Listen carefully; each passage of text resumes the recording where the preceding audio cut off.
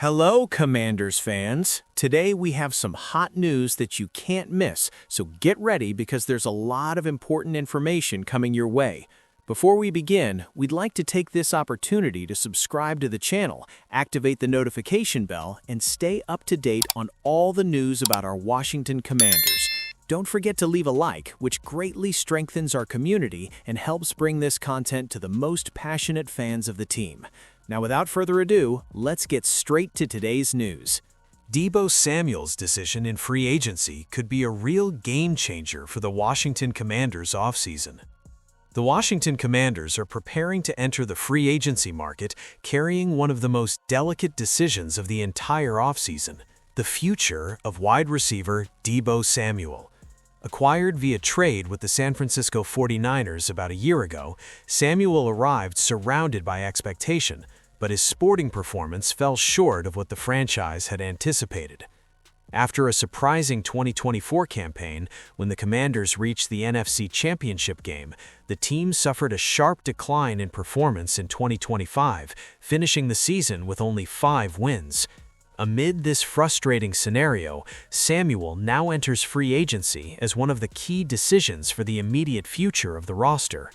Even so, the receiver's individual production did not go unnoticed.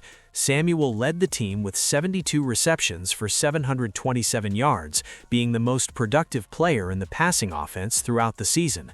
According to Jeremy Fowler of ESPN, there's a positive internal assessment of his contribution, but age is a significant factor. Samuel turns 30 in January, and keeping him on the roster would require a significant financial investment, something the front office needs to analyze very carefully. Initially, the Commanders' plan was to have Samuel as the team's second receiver, forming a strong duo alongside Terry McLaurin, who had just signed a long-term contract extension.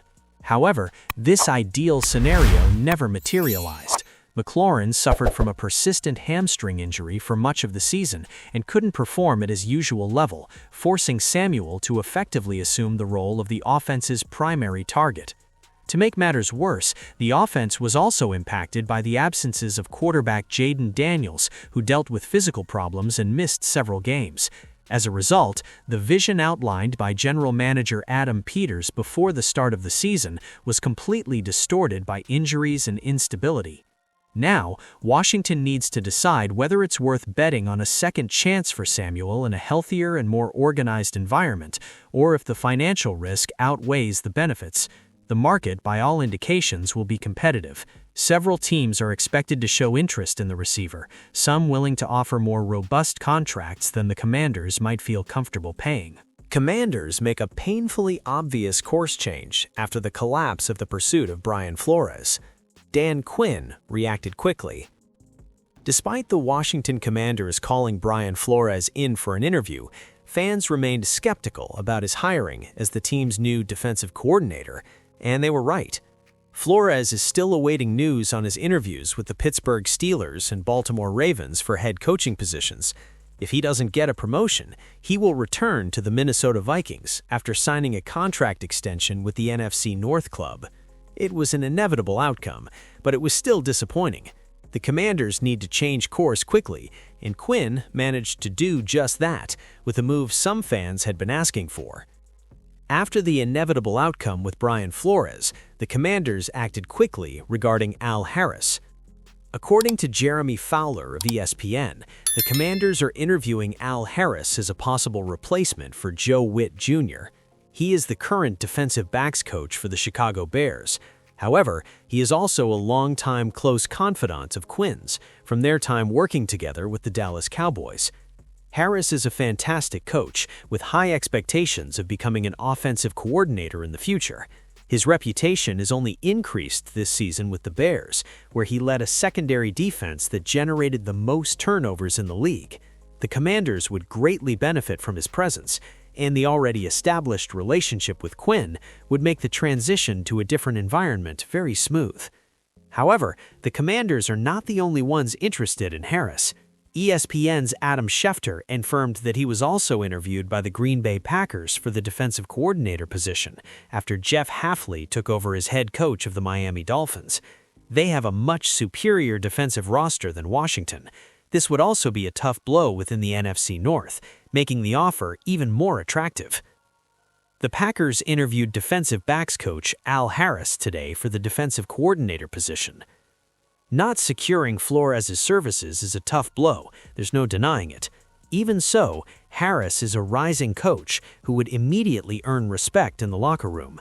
His evident rapport with Quinn might be enough to secure him a job, but the Packers are another intriguing possibility that can't be ruled out.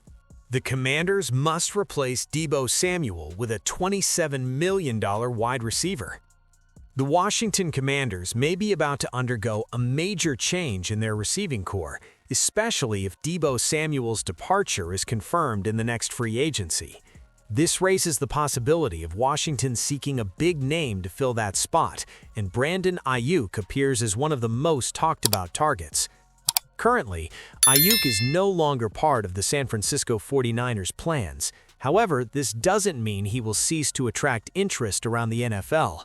If his contract is renegotiated, or even in a scenario of being released, several teams may enter the race, and the Commanders emerge as a logical destination.